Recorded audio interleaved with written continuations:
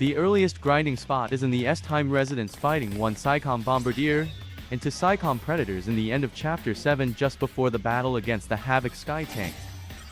At this point of the game you will have Lightning, Fang and Hope as party members developed up to Stage 5 Crystarium. The enemy group is located by the door near the save point and should be very easy to defeat even at low levels using only duplicated aggression paradigms and area attacks, as demonstrated in this example.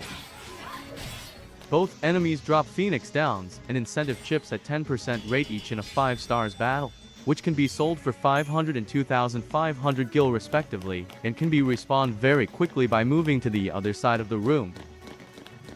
In this spot and with an average level party, I had a rate of 12,300 CP per hour, a rate of 68,100 gil per hour, an average battle time of 20.7 seconds, a rate of 76.9 battles per hour, and an average dead time of 26.1 seconds. With these rates, this spot is a decent place to grind both Gil and CP early in the game. And now for the characters setup. For paradigms, I only used a duplicated aggression paradigm, and for equipments, had weapons and accessories to raise all characters' strength and magic power for extra damage. With a more developed party, it's possible to reduce the average battle time consistently to around 12 seconds, by raising all characters' strength and magic power. With this new setup in higher levels, I had a rate of 15,300 CP per hour, a rate of 84,600 gil per hour, an average battle time of 12.6 seconds, and a rate of 95.5 battles per hour. And now for the characters setup.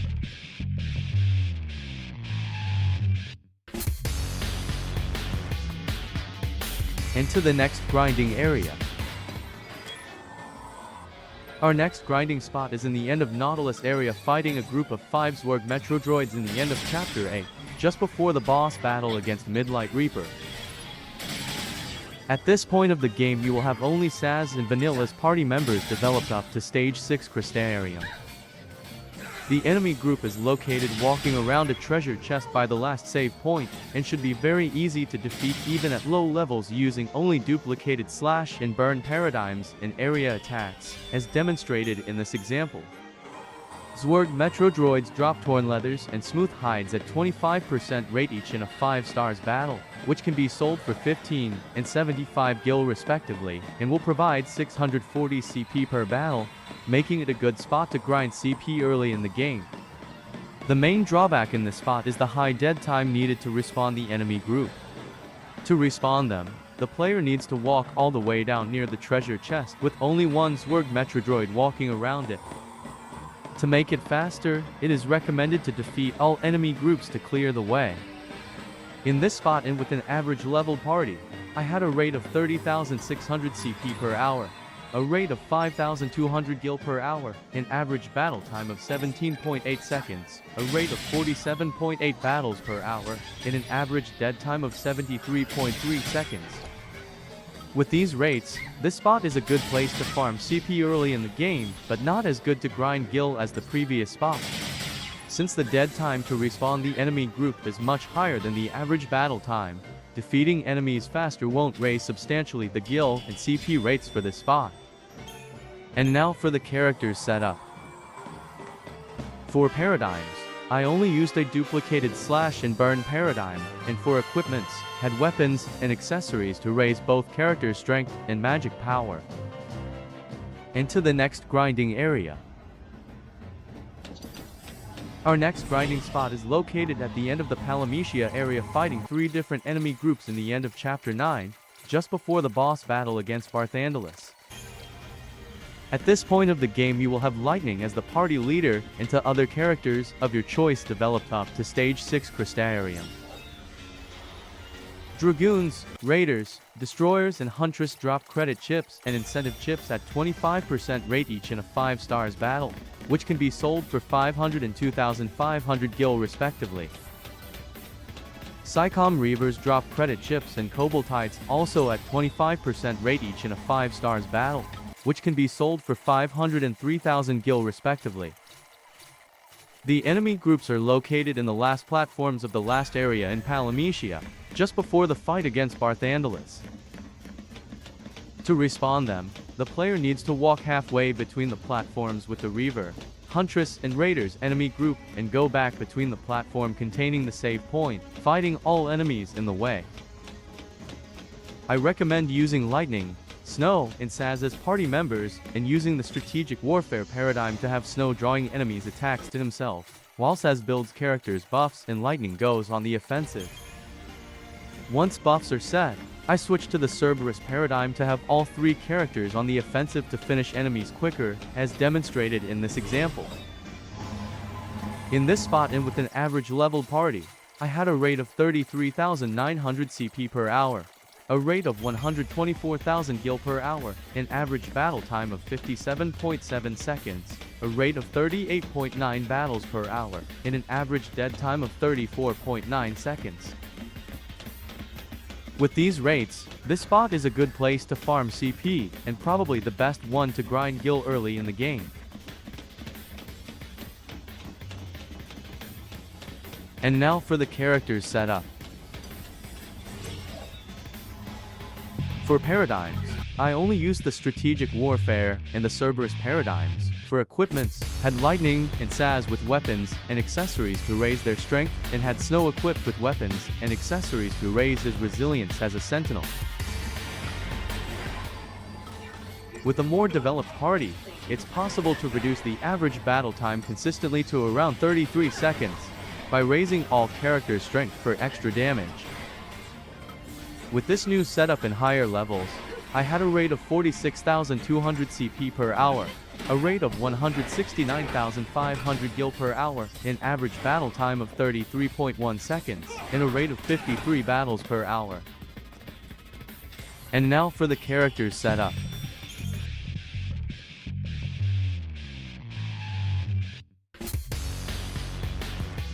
And to the next grinding area. Our next grinding spot is in the beginning of the 5th arc area near the treasure chest containing the Alicanto weapon, fighting a group of 10 Noctilucales and a group of 3 Phosphoric Oozes, and 1 Imp in Chapter 10. Both enemy groups are located near the treasure chest and should be very easy to defeat even at low levels using only duplicated Cerberus paradigms and area attacks, as demonstrated. Noctilucales, Phosphoric Oozes, and Imps only drop organic components that can be sold for low Gil, and will provide 640 and 430 for CP per battle, making it a good spot to grind CP in Chapter 10. To respawn Noctilucales, after defeating the Oozes, the player needs to walk down the corridor until they reappear on the map again. In this spot and with an average leveled party, I had a rate of 42,800 CP per hour, a rate of 7,600 Gil per hour, an average battle time of 16.1 seconds, a rate of 80.7 battles per hour, and an average dead time of 28.5 seconds.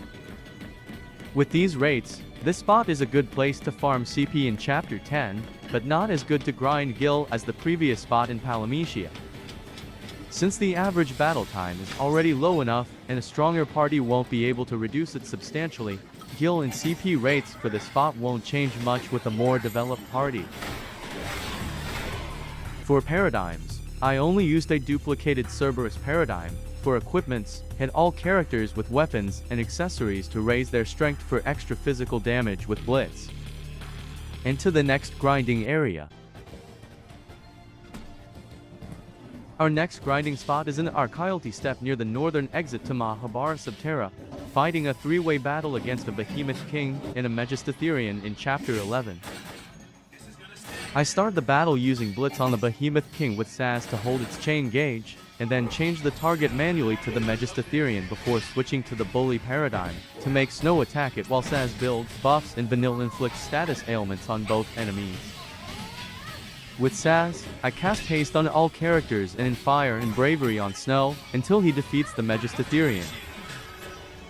Then I follow with the Relentless Assault paradigm to stagger the Behemoth King with Saz and Vanilla and launch it with Snow, to prevent it from transforming and healing its HP. After that, I follow with the Devastation paradigm to inflict status ailments on it and deal damage until it is defeated, as demonstrated. Both enemies only drop organic components that can be sold for low gil, and will provide 6,600 CP per battle, making it a very good spot to grind CP in Chapter 11. To respawn them, the player has to walk up past the save point or go closer to the entrance of Mahabara. In this spot and with a low-level party, I had a rate of 279,400 CP per hour, a rate of 1,800 gil per hour, an average battle time of 39.2 seconds, a rate of 42.3 battles per hour, and an average dead time of 45.8 seconds. With these rates, this spot is a very good place to farm CP in Chapter 11. And for the characters setup. For paradigms, I only used one slot with Devastation, one with Bully, and one with Relentless Assault. For equipments, had all characters with weapons and accessories to raise their strength and magic power for extra damage. And now an example with characters developed up to Stage 9 Crystarium and better equipments. With a high-level party, I had a rate of 467,900 CP per hour, a rate of 3,000 gil per hour, an average battle time of 5.2 seconds, and a rate of 70.9 battles per hour.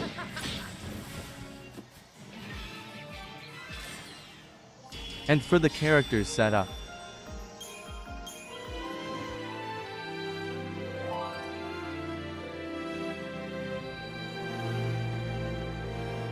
And to the next grinding area. Our next grinding spot is near the entrance of Mahabara Subterra, just before the fight against a juggernaut in a treasure chest with a platinum bangle, fighting a group of 5 hoplites, and in a group of 3 cryohedrons and 2 hoplites. Both enemy groups are located near the dead end with the juggernaut and the treasure chest and should be easily defeated with an average leveled party using only duplicated Cerberus paradigms and area attacks. Both enemies drop components that can be used to upgrade equipments or sold for a decent amount of gil, and will provide 3,850 and 5,110 CP per battle, making it a very good spot to grind CP in Chapter 11. To respawn the hoplites, the player must walk up to the area with a group of 2 cryohedrons. In this spot and with an average level party, I had a rate of 346,000 CP per hour, a rate of 52,180 gil per hour, an average battle time of 15.1 seconds, a rate of 77.2 battles per hour, and an average dead time of 31.4 seconds. With these rates, this spot is a very good place to farm both Gil and CP in Chapter 11. And for the characters setup.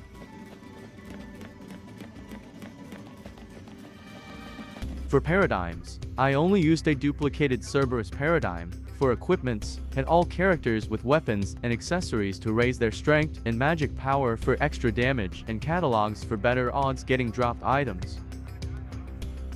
And now an example with characters developed up to Stage 9 Crystarium and better equipments. With a high-level party, I had a rate of 443,100 CP per hour, a rate of 66,900 gil per hour, an average battle time of 4.9 seconds, and a rate of 98.9 battles per hour. And for the characters setup.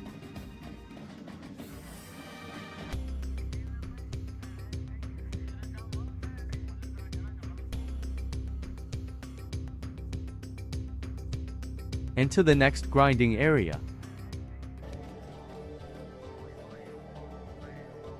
Our next grinding spot is in the 5th tier of Tejan's Tower, fighting a group of 2 Yakshinis and 1 Mushusu by reattempting mission 24 repeatedly. Both enemies drop organic components that can be sold for low gil, and the player will get a guaranteed Moonblossom Seed as mission reward, which can be sold for 6,000 gil, and the player will also get 6,000 CP per battle, making it one of the best spots to grind both gil and CP in the game. For the battle with an average level party, I recommend using the aggression paradigm to get rid of both Yakshinis first with area attacks like Blitz and Ruinga before focusing on defeating the Mushusu.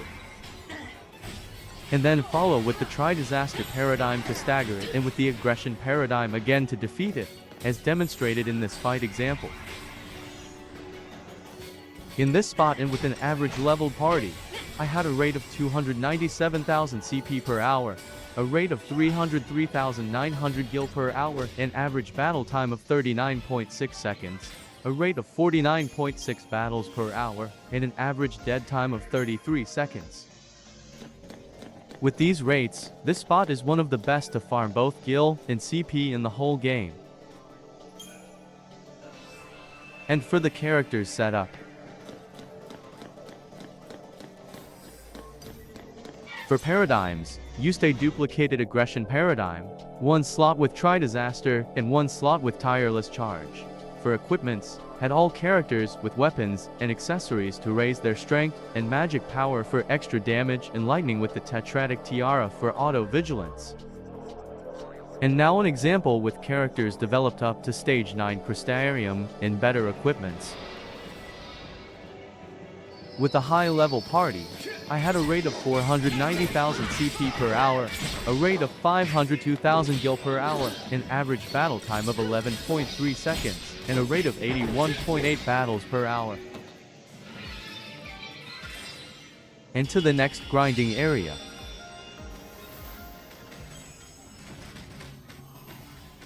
Our next grinding spot is in Orphan's Cradle first area near the save point in chapter 13, fighting a group of for sacrifices.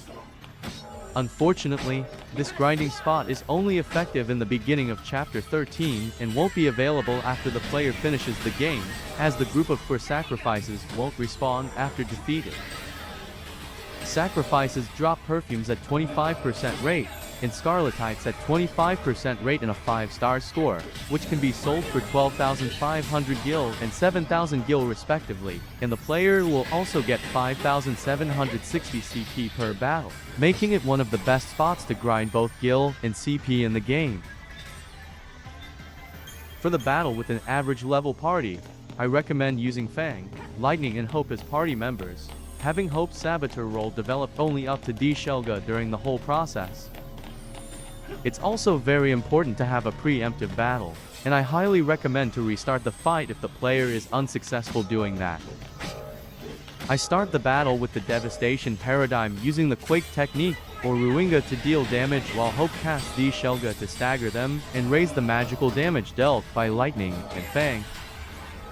After that, I follow with the Aggression paradigm to have Hope staggering any remaining unstaggered enemy and deal damage until all sacrifices are defeated.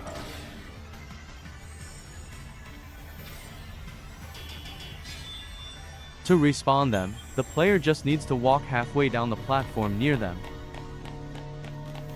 In this spot and with an average leveled party at stage 9 Crystarium and tier 2 weapons, I had the following rates, all of them calculated based on drop rates already boosted by both Connoisseur and Collector's catalogs. A rate of 334,000 CP per hour, a rate of 1,235,000 Gil per hour, an average battle time of 27.2 seconds, a rate of 58 battles per hour, and an average dead time of 34.9 seconds. With these rates, this spot is the best to farm Gil in the whole game and also offers good CP rates, but is only available before finishing the game. And now for the characters setup used in this example. For paradigms, used only a slot with Devastation and a duplicated Aggression paradigm. For equipments, used weapons and accessories to boost characters' magic power and to raise their resistance to status ailments. And to the next grinding area. Our next grinding spot is in the last area in Orphan's Cradle just before the last teleport to the final boss, fighting Ladislas repeatedly. Ladislas only drop organic components, which can be sold for very low Gil, but the player will get 32,000 CP per battle, making it one of the best spots to grind CP in the game. For the battle, I recommend using Fang, Lightning and Snow as party members, having Fang's Synergist role developed at least up to Haste and Lightning's Synergist role developed at least up to Fire. I start the battle casting Haste and Braver on Lightning and Fang while Snow draws Ladislas attacks to himself and Lightning casts in Fire, and then just follow with the offensive screen paradigm to deal damage until it is defeated. To respawn Ladislas, the player must take the hidden elevator down and walk all the way to the save point, and then go back and take the elevator up again. Just like the previous grinding area, this spot won't be available after the player finishes the game, as the player won't have access to this area again. In this spot and with an average leveled party at stage 9 Crystarium and tier 2 weapons, I had the following rates. A rate of 1,264,000 CP per hour, a rate of 1,100 Gil per hour, an average battle time of 31.8 seconds, a rate of 39.5 battles per hour, and an average dead time of 59.3 seconds. With these rates, this spot is the best to farm CP in Final Fantasy XIII, but is only available before finishing the game. And now for the characters setup used in this example. For paradigms, used only a slot with prudent planning and a duplicated offensive screen paradigm. For equipments, used weapons and accessories to boost character strength for extra physical damage. And to the next grinding area.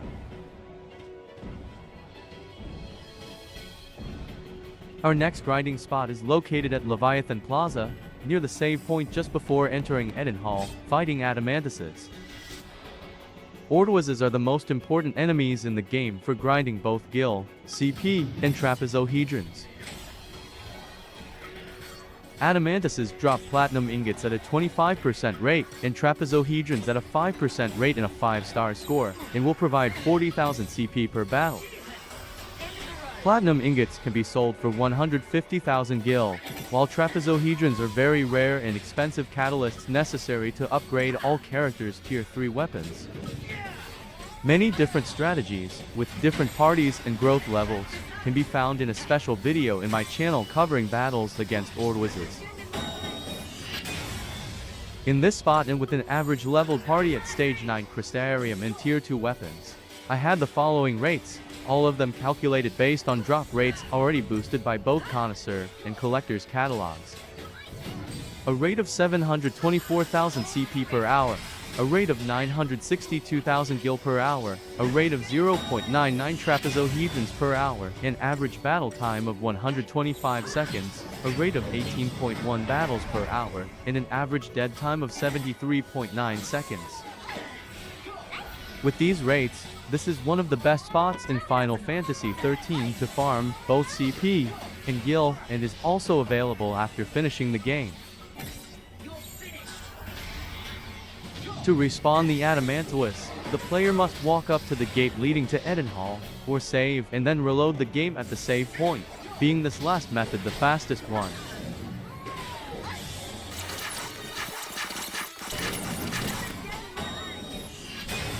And now for the characters setup used in this fight example.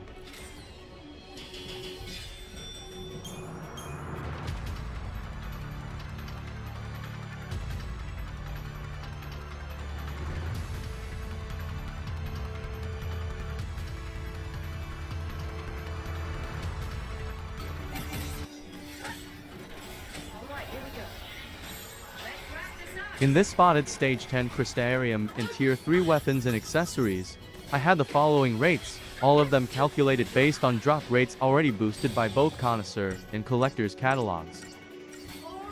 A rate of 940,000 CP per hour, a rate of 1,249,000 Gil per hour, a rate of 1.29 trapezohedrons per hour, an average battle time of 79.3 seconds, and a rate of 23.5 battles per hour.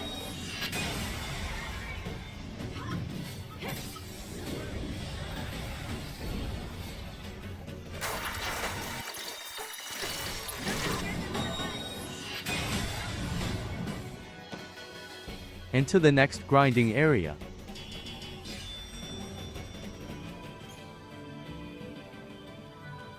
Our next grinding spot is in Archaealty Steppe in Sulia Spring, fighting Adamantuses and Adamantortises in Archaealty Steppe Central area and reattempting mission 63 in each cycle. Mission 63 is available after the player enters for the first time in the Fault Warrens, which can be accessed only after completing Mission 30 in Mahabharata, and after defeating Barthandelus for the second time in the end of Chapter 11 at Orba. After completing Mission 63 for the first time, the player will get a Genji glove and a guaranteed gold nugget when completing it again, which can be sold for 60,000 Gil. After accepting Mission 63 at Sulia Spring, just walk all the way back to the teleport Seath Stone and go to the Archialdi Step Central Expense area.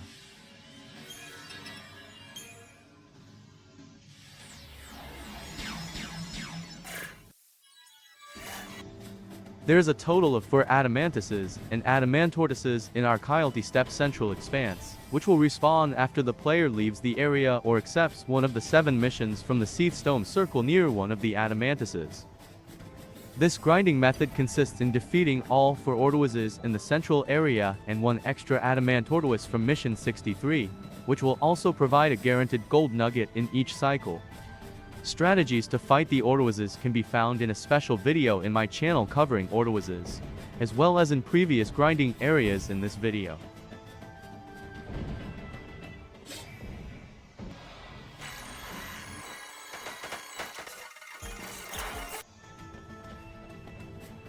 With this method and with an average leveled party at Stage 9 Crystarium in Tier 2 weapons, I had the following rates. A rate of 606,000 CP per hour, a rate of 982,000 Gil per hour, a rate of 0.83 trapezohedrons per hour, an average battle time of 138 seconds, a rate of 15.1 battles per hour, and an average dead time of 100.9 seconds. With these rates, this is one of the best spots in Final Fantasy XIII to farm both CP and Gil, but is only available before spawning Long Geese and Xiaolong Geese.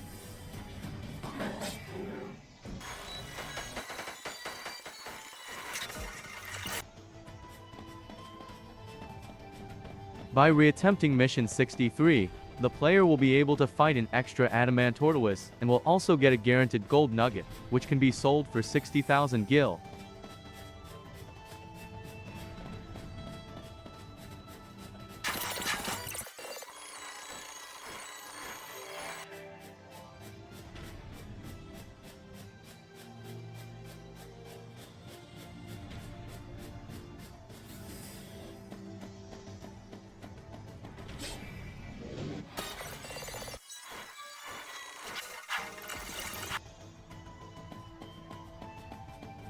Using this method with characters at Stage 10 Crystarium in Tier 3 weapons and accessories, I had the following rates, all of them calculated based on drop rates already boosted by both Connoisseur and Collector's catalogs. A rate of 804,000 CP per hour, a rate of 1,302,000 Gil per hour, a rate of 1.09 trapezohedrons per hour, an average battle time of 80.1 seconds, and a rate of 20 battles per hour.